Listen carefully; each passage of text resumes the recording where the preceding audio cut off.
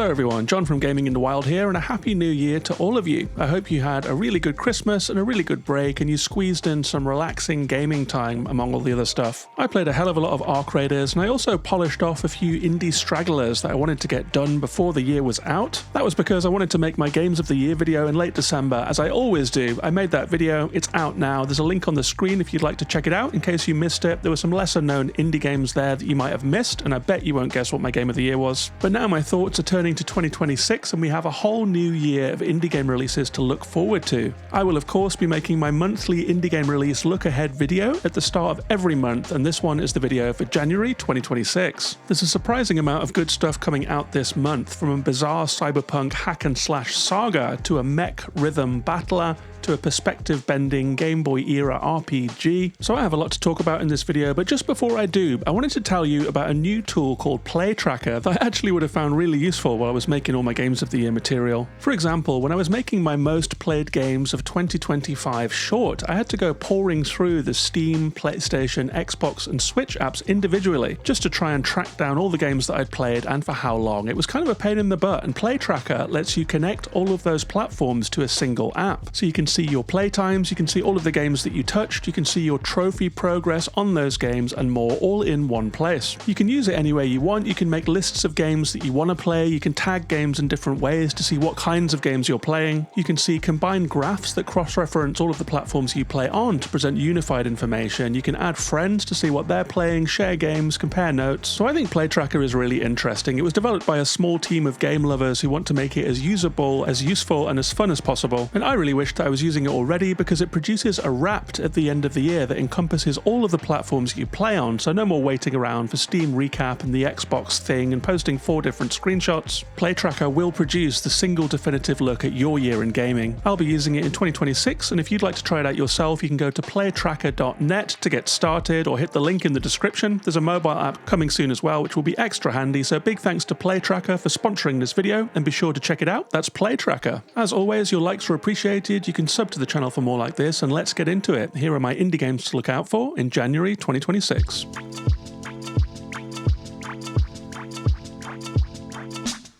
The very first indie game and the very first video of 2026 is Dunecrawl, an intriguing isometric action-adventure coming to Steam on January 5th. It's an open-world game with a bright, fresh art style where you ride a giant crab around the colourful open world, then shoot your little character over onto land islands, where you can engage in combat and delve into dungeons as well. So there's a lot of action combat in here. You'll be fighting, you'll be grabbing loot, and you'll be progressing the story. Your giant crab can fall as you make your way around this world, but it can also be replenished, and there's a really cool range of smaller bug mounts that you can take into combat, like beetles, scorpions, water nymphs, etc. The vibe of the game reminds me of Drinkbox games titles like Nobody Saves the World, which do have a strong action focus. The dungeon sections here have that same high-speed arcade look to them, with twin-stick ranged builds and melee combat. There is a light story here too, but there's little mention of story points on the Steam page, so safe to say this is a game that's mostly about the action. It also has local or online multiplayer for up to 4 players if you want to join forces. That's Dunecrawl, releasing on Steam on the 5th.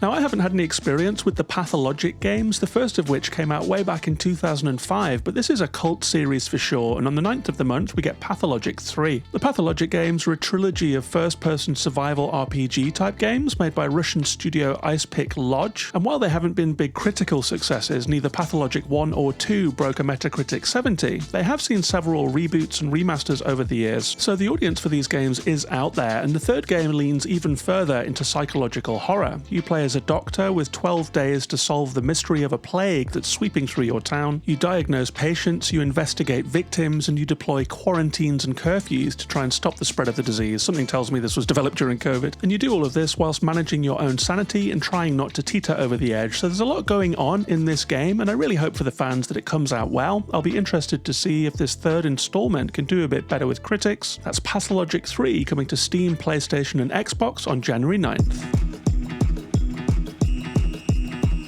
On the 12th of the month we get Big Hops. This is a jolly little game that was a big hit in the last Steam Next Fest. It's an adorable little parkour platformer in which your highly mobile little frog character can jump, belly slide, wall run, vault and climb, and generally scramble over any obstacle that's put in front of them, at least for as long as their stamina meter lasts, because you're going to be chaining moves together without falling down. You can also use your frog's long lashing tongue to grab onto stuff and swing over gaps, to solve puzzles and to collect items and gadgets, some of which will help you get even further. It has a really varied movement system, and you can plant climbing rungs or hookshot points into sheer walls to help your frog scale them, so there's an element of creativity here too. This is a game that is very much about the joy of moving around in video games, and I am very much here for that as always. The movement really is fun and dynamic in this game, and the demo was an absolute blast. This game was successfully kickstarted last year, and I'm not surprised just because it's so friendly and appealing to look at, and while it did get funded, it didn't quite hit that final target for console ports, so it's going to be Steam only for now. Hop onto Steam if you'd like to check out the demo or snap it up when it releases on the 12th. That's Big Hops.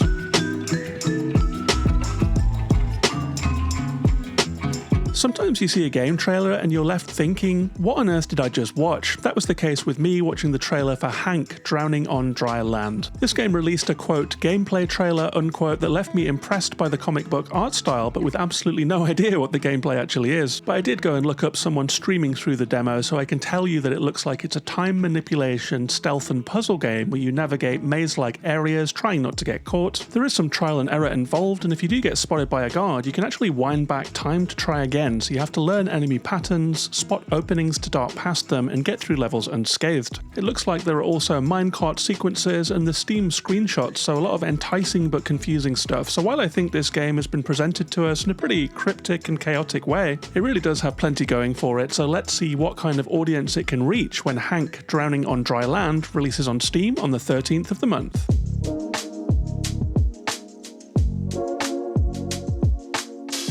On the 14th we get Kejora, a hand-drawn puzzle platformer made by Ben Rangin, a small studio out in Indonesia, and the visuals really are the standout on this game. It has a cute Studio Ghibli look about it with fresh nature and rolling landscapes and cute houses, and it has a fun premise too. Kejora is the name of the main character who realises that her village is trapped in a time loop, and she enlists some friends to find out what's going on and hopefully break the loop. This involves some puzzles to open ways forward and using the skills of your various different party members to push back obstacles, to climb up cliffs and so forth. It does seem to have some lightly spooky elements to it as well. We get glimpses in the trailer of monsters and stealth sections, so maybe if you enjoyed something like Planet of Lana, Kejora could be one for you to try. It's out on the 7th of the month on Steam with Switch and PlayStation versions in the pipeline. That's Kejora. On the 14th we get Cassette Boy, and calling your game Cassette Boy is kind of a bold move when there is a renowned YouTuber with 250,000 followers who also goes by the same name. Check out Cassette Boy if you haven't, their videos are amazing. But Cassette Boy the game is an unconnected Game Boy style title that has a distinctive bleached out LED colour palette, but also comes with a Fez-like twist in that you can rotate the environment from that Zelda-like top-down perspective to an isometric viewpoint to see puzzles from a different angle, to reveal hidden pathways and objects. And when something is out of view, it vanishes from the game entirely, as the trailer shows us. Like if you rotate a corridor so that the guard is out of shot, then you can pass him, then rotate it back. The guard is still standing there and it's as if nothing happened. I know a lot of people out there have a really warm, nostalgic feeling for Game Boy style games and 80s and 90s top-down RPGs. We grew up with them, so it's a real pleasure to see developers not just keeping the genre alive, but doing new things with it too. This game is coming out on Switch, which seems like the perfect home for it, but it's also on PlayStation, Xbox and Steam. That's Cassette Boy. On the 20th we get Bladefall, and I thought Pathologic 3 would have a lock on the most charmingly janky looking game of January 2026, but Bladefall takes the biscuit. It's a cyberpunk hack and slash game with juicy, neon-drenched visuals, intense, fast-paced combat, and cutscenes that look just very strange in a good way. They have background elements and foreground characters that look like they belong to two separate titles, which I think could be intentional. Maybe they're doing a play on two separate art styles, like an intergenerational look. But gameplay-wise, Bladefall promises fluid, timing-based combat, 2.5D movement that switches between side-scrolling and other perspectives to offer depth, challenging boss fights, and an interesting-sounding simulation twist where it turns out that this world has more layers than it initially appears. So far, so intriguing, and I'm genuinely interested in this game on several levels. I haven't quite seen anything like it, and I love sci-fi and cyberpunk, and it has a certain mixed-up charisma to it. It's being made by a studio called Midnight Ghoul, which has an almost suspicious lack of information online, so I don't know what to expect from this one, but Bladefall comes to Steam on the 20th of January.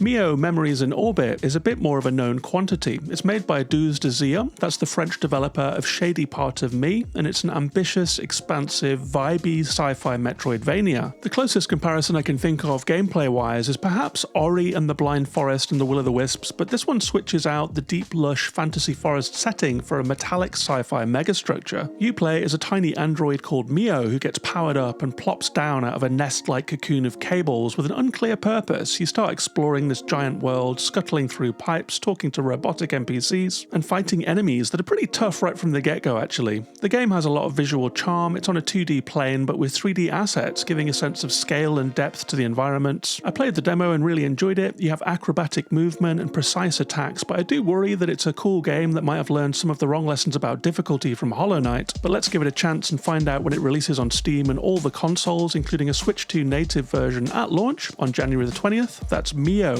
Memories in Orbit.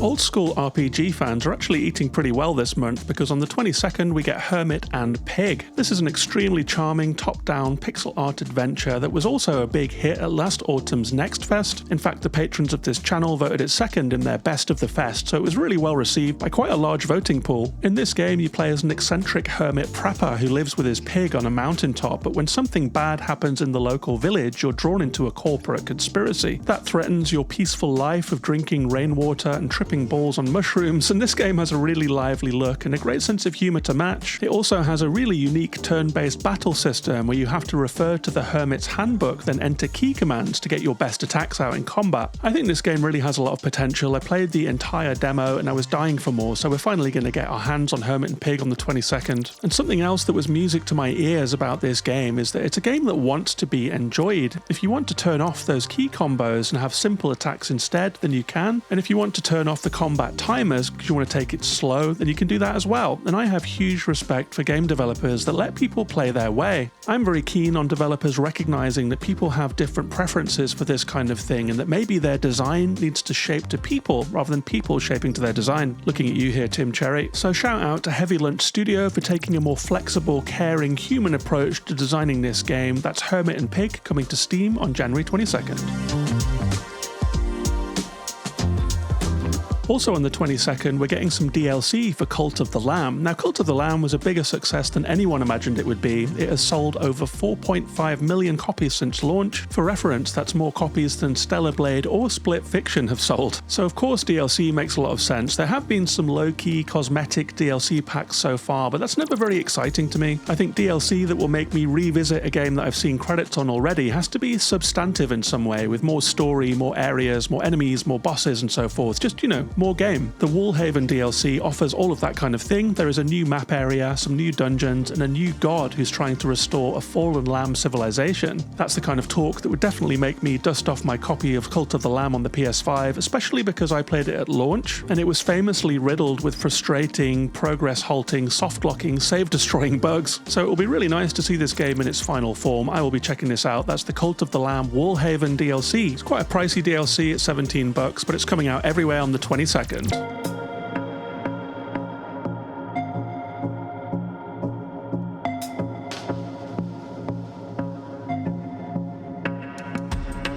4 more indie games to go, and on the 28th we get Steel Century Groove, a rhythm RPG based around mech dance battles. This is a completely wild title, and if you're looking at it right now, you will see that it exudes peak Tokyo craziness. It's got that Akihabara Electric City energy going on, which is made all the more interesting by the fact that the studio, Sloth Gloss Games, is based out in California actually. But Steel City Groove has a rhythm combat system where hitting the beat will unleash dance battle attacks. It has a campaign to enjoy with a story about this bizarre game world I'm dying to hear about actually, and it seems to have some longevity built into it too. You can customize your mech, you can build out a crew of different mechs with different pilots, and it looks like you can even upload MP3s into the game. So as well as a pumping, high energy dance music soundtrack, you can also put your own music in there. Looking at this game, it seems pretty clear that it's going to be an instant cult hit. There's a demo on Steam if you want to try it, but it's out on the 28th. That's Steel Century Groove.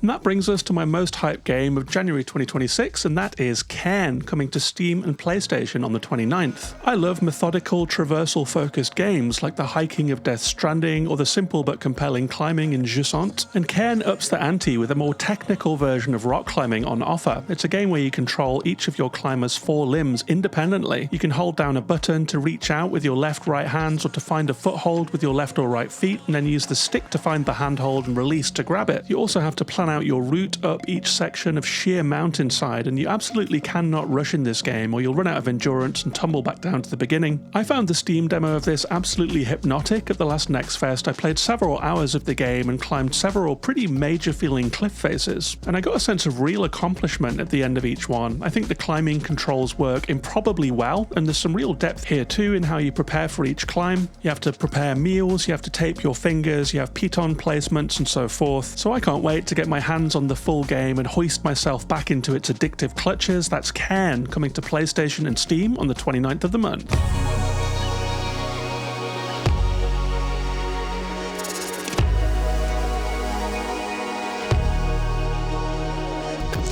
Also on the 29th, The Perfect Pencil is coming out. This one's an interesting looking action platformer with a welcome dose of surrealism in its dreamy visual style and its writing. You play as a weird little guy called John. That sounds familiar. They must have run dry on the cool names budget, I guess, but you can scan the world in this game, revealing hidden information, secrets and lore. There's a bit of a psycho-nautical feel to the energy here, as well as all of the platforming, puzzling and combat that you expect from the genre, but it seems to have a really interesting take on action platforming, Metroidvania style gameplay. The whole thing has a certain dreamlike fairy tale feel to it that did stick in my mind after I checked out the trailer, so this could be a dark horse release this month. I'll definitely be keeping an eye on the reviews. That's The Perfect Pencil. And then just before our quick AA AAA Roundup, the 29th also has a game called I Hate This Place. It's an isometric survival horror game based on a popular comic book series. It was made by Broken Mirror, an offshoot of Bloober Team. It's interesting to see them spinning up a studio to take on lower scoped games than their usual glossy horror fare. This is a horror game too though. You explore bunkers, forests, a derelict town and more. You scavenge resources by day that you then craft so that you can use them at night. It is a survival horror game, and your survival will depend on what you can pull together in the crafting phase. You'll have a choice of stealthy approaches, traps, luring creatures with noise and so forth. I guess you can also go loud, but being a survival horror, ammo might come at a premium. I think looking at the gameplay, the visual style and the aesthetic of this game, it might be one for people who enjoyed Crow Country and maybe want more of that oppressive vibe. It's coming to PC and all of the consoles on the 29th of the month, and I Hate This Place rounds out the indie game section of this video, but hang around for a little quick run through the AA and AAA releases of the month.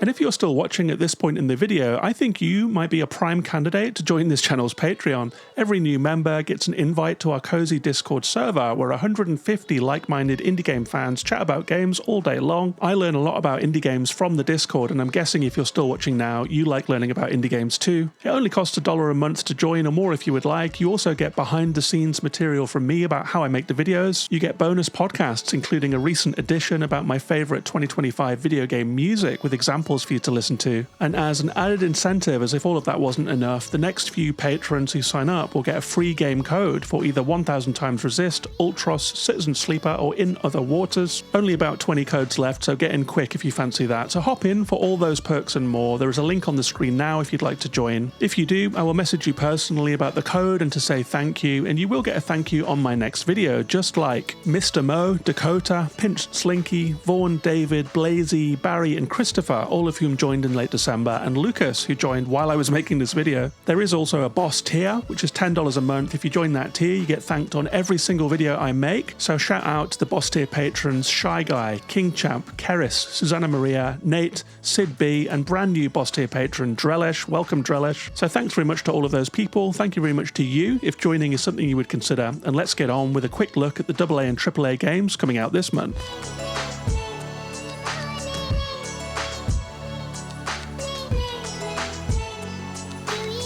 It's actually quite a quiet month, but I guess that's expected for January when it comes to AA and AAA games. But there are a few things of note. Animal Crossing fans have got something new to look forward to, with New Horizons getting a $5 Switch 2 upgrade on the 15th. But it's also coming with a free gameplay update that adds some more things to do in the game, like a waterside hotel with rooms that you can remodel and a whole bunch of other stuff too. It's quite a chunky update, this one. Final Fantasy VII Remake is also coming to Switch 2 on the 22nd of January. I mean, of course there are going to be fidelity questions around a AAA game from PS5 coming onto the Switch 2, but the initial signs have been that the fidelity is pretty good, so it's fun that a new generation of Switch players will now get a chance to play that remake. It is the intergrade version, so don't pass the Yuffie section at the end, because I think that's my favourite part of the whole remake project so far. Dynasty Warriors Origins is a game that I'd completely forgotten about, but that gets DLC on the same day, on the 22nd of the month. That game really did vanish without a trace, huh? But I guess someone must be playing it if it's getting DLC. There is a new game called High Guard coming out on the 26th. It's a fantasy PvP shooter by former Titanfall and Apex Legends developers, but it's coming out between the phenomenon that is Arc Raiders and the mystery that is Marathon, which is coming out shortly after, so that's a really tough release spot for High Guard. I have to say that I'd put my money on this game not surviving the year, to be honest. I think fantasy just isn't as cool as sci-fi for that kind of game, but you know, good luck to them. And then finally, the anime-inspired Souls-like sequel Code Vein 2 is coming out on the 30th, so anyone that isn't burned out on those super intentionally difficult combat games, then, you know, this is your time. So that brings us to the end of the video. Patreon link on the screen now if you'd like to express your appreciation. There's a whole year of month ahead videos to look forward to, and until the next one, take care of yourselves and each other, and bye-bye for now.